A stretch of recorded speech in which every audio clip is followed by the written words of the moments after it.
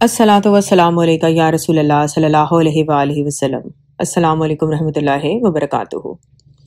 آج کتاب جواہر العشق سے جو میں ٹاپک بیان کروں گی اس کا نام ہے قرآن مجید۔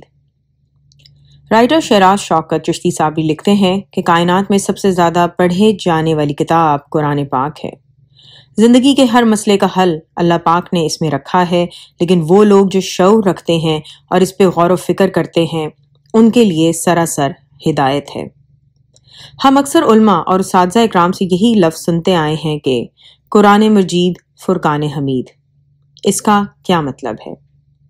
اس کا مطلب ہے کہ ایسی کتاب جو قرب دیتی ہے اللہ جیسی پاک اور عظیم ہستی کا، اور فرق کرتی ہے حق اور باطل کے درمیان۔ اب اگر ہم قرآن کو اس طرح سمجھ کر نہیں پڑھتے کہ اللہ کا قرب اور محبت نصیب ہو تو خالی ثواب کمانے سے کیا حاصل؟ اور اگر قرآن کو پڑھ کر ہمیں حق اور باطل اور حلال حرام میں تمیز نہیں ہوتی تو روز قیامت کیسے قرآن کے الفاظ ہمارے حق میں گواہی دیں گے؟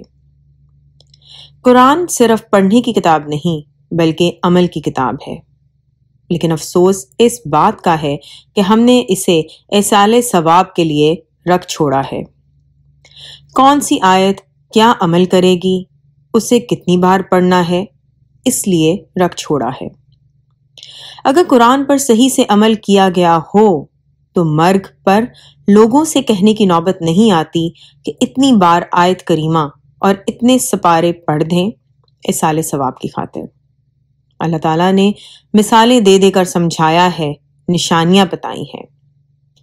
جیسے شروع سے ہی ایمان والوں کی تعداد قلیل رہی ہے، اسی طرح قرآن میں بھی کہیں واضح اور کہیں کھلی نشانیاں بیان کی گئی ہیں۔ اچھے اور برے راستے کا بتایا گیا ہے، لیکن اس پر چلنا انسان نے اپنی مرضی سے ہے۔ پھر جو کرو گے اس کا صلہ بھی پالو گے۔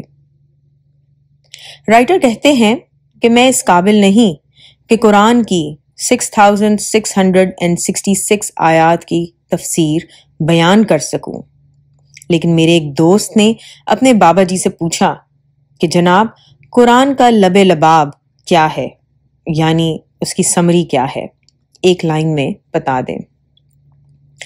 بابا جی نے سر کو جھکایا، پھر نظریں اٹھا کر فرمایا کہ بیٹا قرآن کا لب لباب یہ ہے کہ اگر آپ کے پاس ایک روٹی ہے تو اسے دوسروں کے ساتھ مل بانٹ کر کھاؤ۔ سبحان اللہ، کیا خوبصورت الفاظ میں قرآن مجید کے متعلق یہ چیپٹر لکھا گیا ہے۔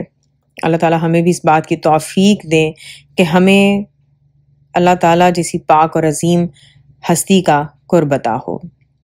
اس ویڈیو کی ڈسکرپشن میں رائٹر کا کانٹیکٹ نمبر بھی لکھا ہوا ہے، ان کے جو فیس بک پہ ان کا پیج ہے وہ بھی مینشن کیا ہوا ہے، اور اگر آپ جواہر العشق یہ کتاب پڑھنا چاہتے ہیں تو اس کا کانٹیکٹ نمبر بھی دیا گیا ہے تاکہ آپ لوگوں کے لیے آسانی ہو اس بک کو حاصل کرنے میں۔ الصلاۃ والسلام علیکہ یا رسول اللہ صلی اللہ علیہ وآلہ وسلم۔ السلام علیکم رحمۃ اللہ وبرکاتہ۔